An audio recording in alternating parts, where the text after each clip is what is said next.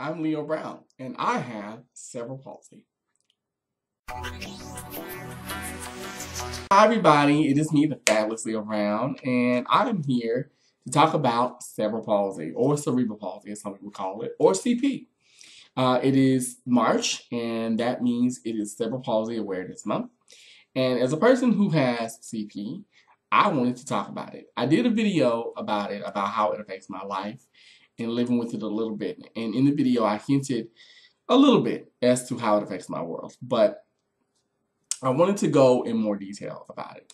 I've had CP since the age of 2 years old, and I was born weighing 2 pounds and 9 ounces. I was told by the doctor that delivered me that I would make it to 30 days. They gave me 30 days to live, a month to live, because I was so small. And by the time I was 11, I was told that I would make it to 30. I am now 34 years old, and hopefully I'll be here for another 30 years. So we'll see what happens. Knock on something, okay? Okay, so with CP, because a lot of people don't know this, and that's another reason why I want to make this video.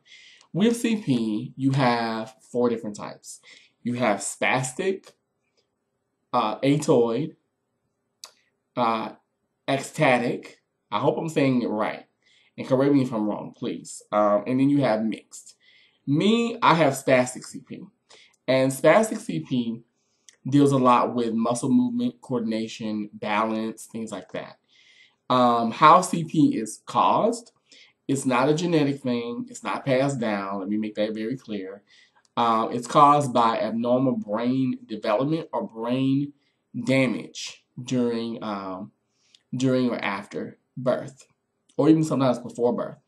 And it really doesn't show up until you're at least 2 to 4 years of age. My mother didn't know that I had CP until I was at least, I think, 2 or 3. So, but for me, I have spastic CP, and spastic CP affects one area of my body, actually 3, because I have what they call the plagia CP, which means that it affects 3 areas of my body. So it affects my right arm, my right leg, my right side, and my left leg. So most people that have CP that can walk and things like that, we walk with a bit of a gait. We walk with a bit of a drag. We tend to drag one leg over the other. For me, I drag my right leg. And so when I'm walking, I tire very easily, because if I'm walking, say I'm walking to the store and I'm in the mall, say I'm in the mall. I'm in the mall, I'm doing my thing, and I'm like, and my friends are like, are you okay? It's mainly because, for me, I have to not only use this leg, my left leg, but I have to drag my right leg along. Another thing that occurs with people that have CP is that we have abnormal muscle tone, and sometimes our muscles, not our muscles, but our body, depending on what area it affects, they turn outward. Like for me, my right leg turns outward. So when I walk, it's not really easy, it's easy to get around, but not really. So say if I'm going to like Six Flags, or if I'm going to a really big mall, I use what I call the large and lovely carts, and that helps me get around. Another thing that it can affect, believe it or not, and this is just for me, this is my experience. What it has affected for me is my weight. So I have to really watch to maintain my weight. I have to really watch what I eat. I'm not like one that's on diets constantly, because I will never be a skinny girl. I'm always going to be a thick chick. But I have to watch what I eat. I have to, like during the winter, if I gain a great deal of weight, I can really tell, because I'm even slower. My gait's even slower and even heavier than normal. So I have to watch what I eat. I have to make sure that my muscles are very much, limber and flexible. So things like yoga help a great deal. What else happens for me? Um, I'm trying to think. Like because of me having such, um, because of me having spastic CP, I don't drive. It's not that I can't drive. I don't drive. And that's because my legs are so spastic that if I were to drive, I would probably mistake, like my foot would spasm and I would hit the gas while I'm stopping and get into a huge wreck. So, doctor's orders, can't drive. Let me see, what else is there? There's issues with vision. Like for one, I have a lazy eye. My right eye is lazy. Two, I have horrible vision. I shouldn't say horrible, but I am like nearsighted to the point where it's ridiculous. So if I'm watching television, I have to be up like this, in it. I walk with a cane. I use a cane to help me with balance and coordination and to get around. For a long time, I did have a learning disability. I was diagnosed with one, and that's common for people that have CP2. We're diagnosed a lot of times with learning disabilities. It's not that we're not smart. We just learn differently. That's it. And for me, my learning disability affects things like when I do, when I do math. Math for me is horrible. I'm horrible at math. But it is what it is, and it's very common. One of the ways I found out that I actually had a learning disability was when I was in college. I was studying music, and when I was in college, I couldn't get theory to save my life, and that's because theory is what? Musical math. But it is what it is. And I'm actually glad I'm not in the music industry because whole nother show. But anyway, let's see. How else does it affect me? It does affect me in terms of dating, believe it or not. Not because I think people are intimidated to date someone with a disability, but I will admit this, for a long time I didn't tell men that I had a disability because I think I was ashamed. I'll be the first one to say I was ashamed and I was afraid to really open up because I was thinking, well, the guy may feel that he has to take care of me. I'm very independent. I'm very self-reliant. I don't like people fussing over me. I really don't. So dating can be a bit of a chore, but now I've learned to embrace my disability. I look at it as an asset instead of a hindrance because, quite frankly, I think if I didn't have the disability that I have, and we all have a disability. We all have something wrong with us. Just because you don't see it doesn't mean it ain't, it's not there. But I think if I didn't have this disability, I wouldn't be as compassionate. I wouldn't be as passionate about life as I am. And I wouldn't be as independent as I am. I honestly do believe that. But when it comes to dating, I'm open about it now. But when I first started dating, I was very much scared because I was like, well, God, they're going to think they have to take care of me. What if I fall? What if I do something wrong? For instance, I can't wear high heel shoes. I love and I live for high heels. Can't wear them because my right foot turns outward. And so there's no balance on that particular foot. So my left foot, I can rock a heel fine. Right foot, not so much. So walking in heels is a bit of a chore. Even though I do put them suckers on, no, just saying. But I don't put them on for walking. Just saying. Anywho, let me see. What else is there when it comes to this? I'm trying to think. It does affect communication, like talking, speech. When I was younger, I had to go through many different speech therapists and pathologists to learn how to speak. I have difficulty because with my right hand, my right hand, I can't grab a pen like this. I can grab a pen like I'm doing now. But with my right hand, see, I can't grab a pen. I can't even hold it, see? I can't hold it the way you would normally hold a pen. I can grab a cup like I'm gonna show you. I'm grabbing a cup. This is my left hand, right? Right hand, I have to really grip it. hard. Um, if I'm exercising, I have to really watch it with my right side of the body because it literally wears out. Like I tire out really quickly. Let me see. What else is there? 'Cause I covered shoes. I covered me losing and gaining, maintaining my weight. Um, hmm. That would really be it, I think, in terms of my disability for me. But there are different types. There are different, because like I said, you have 4 different types of CP. It doesn't get worse over time. And even with me, excuse me, I'm sorry, I had a big lunch. But even with me, I used to think, oh my God, as I get older, this is going to get worse. But I found that if I keep myself in shape, if I try to, and I'll be the first one to tell you, I'm lazy. I'm lazy as hell. But if I try to keep myself in shape, if I try to eat healthy, if I try to, as long as I'm moving, I'm good. I'm active. I'm okay. Um, what else is there?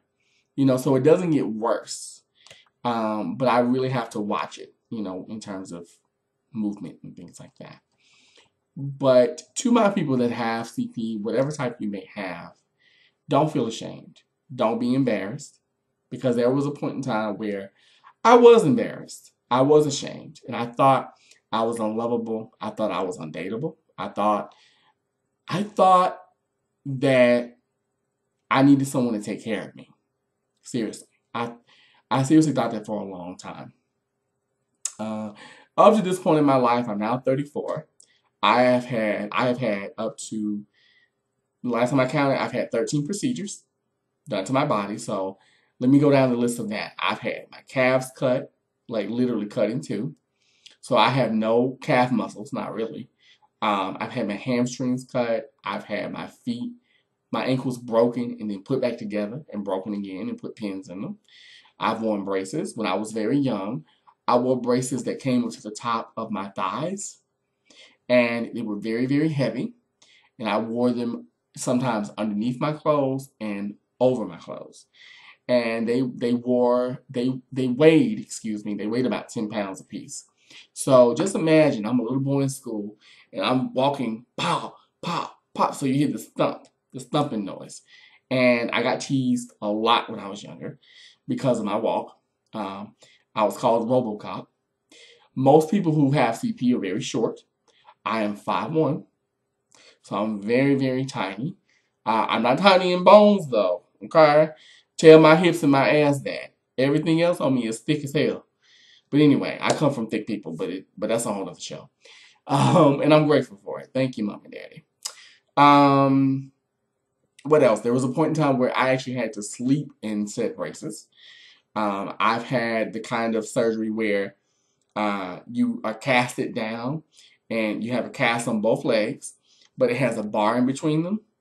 There's a bar in between the casts. I've had that done. There were many times where I was homeschooled because I couldn't go to school like regular kids. There were times where I couldn't do physical education. So I had to do adaptive PE, which is where, you sit on a ball and chop, chop, chop, things like that. Physical therapy, I did a lot of physical therapy. You get very acquainted with hospitals. Very acquainted with hospitals and hospital rooms. And you actually learn a great deal about death when you are around it. Because I saw many kids when I was, going in and out of hospitals, I saw many kids pass.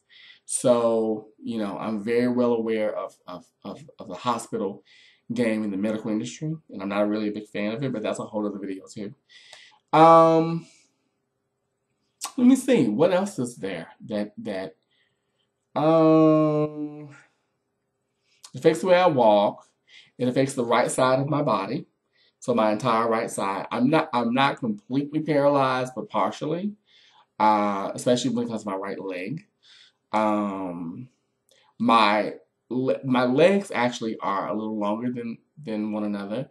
My right leg, I think, is longer than my left. So my right side is bigger than my left. So one thing that you have with CP is you have abnormal muscle tone. So I have that. and I have it on my right side. So my right side is bigger than my left. It's like having boobs and you have one tit that's bigger than the other one. Just imagine one butt cheek is bigger than the other one, but hey, they still fill out a pair of jeans. Um, yeah, for me, that's really it. But I wanted to make this video to let you guys know, for those of you who are disabled, and it doesn't matter what kind of disability you have, honey, it's who you are. Be proud of your disability. Because I'm gonna be honest with you, for a long time, I was very much not proud of it. I hated it. And I actually, for a long time, I blamed my mom. I blamed her because I was like, how could you make me like this? Why would you do this to me? Blah, blah, blah, blah. But I realized it's like, wait a minute. It wasn't like she made this happen. You know what I mean? Or maybe she did. I don't know. But either way, this is part of who you are. This is what the God's made you to be. And don't be ashamed of it. Be proud of that. Because I've known some people that have CP that can barely even talk. I'm very lucky. I live a very normal life. I don't have to have nurses and aides and things like that. I have help. I have people that, like my friends and stuff. But I don't have aides and nurses and nothing against that. Because I think if you are a nurse or you are an aide or you are a specialist, there's nothing wrong with that. Because I think that's what you're meant to do. And I think that's a wonderful thing.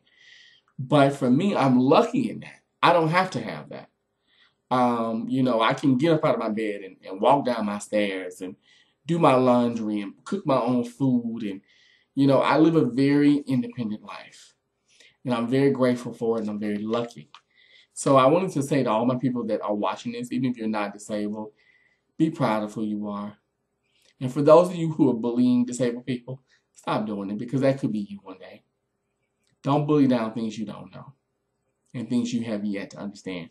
Do some research. Google, everything's at the tip of our fingers now. Google what CP is. And for my CP people, be proud of who you are, honey. Be proud of it. Stand tall. And know that you're lovely, you're beautiful, you're desirable, you're sexy, honey. Trust me, I get men out the yin-yang. It is not a problem for me to get some dick. I'm just saying. And not even that, but for me to have sustainable, healthy relationships. It's not hard. Oftentimes, we make it difficult because we don't want anyone to see vulnerability. And I'm going to be honest with you. That's what CP, for me, and I'm only speaking for me, that's what it is. It's vulnerability. Because I had to tell you, hey, I may need help with this. I may need help with tying a shoe. I may need help with you getting something from a cabinet for me. I may need help with you helping me see what that says on that sign, so I can read it. Simple things. I may need you to grab my cane for me so I can get up and walk to the door. You know what I mean? But don't give up. Don't give up and don't give in on yourself because you are here for a reason. You're not an afterthought. You're not a mistake.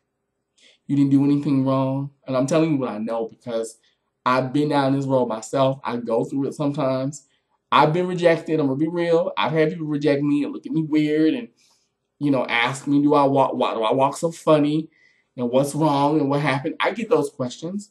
But when you learn to embrace yourself, you can ask those questions or you can answer those questions with dignity and with pride. When someone asks me, well, what happened to you? Well, I have cerebral palsy. I was born with it. And if you want to know more, I'll tell you. And the more open I become with it, the better my life has gotten. Because I realize that I'm not alone. And I realize that you don't mean to look down on it. You just don't know what it is. You don't understand it. And that's okay. So I just came on here to say that. And I also want to say happy Cerebral Palsy Awareness Month. Be aware. Do your research. And if you know somebody with any type of disability, give them a hug. Tell them you love them. And most of all, tell them you care. Until next time, it is me, the fabulous Leo Brown. And I will talk to you guys much later. I love you all. Bye-bye. Stay strong, I tell myself. when things are going wrong. Those times I love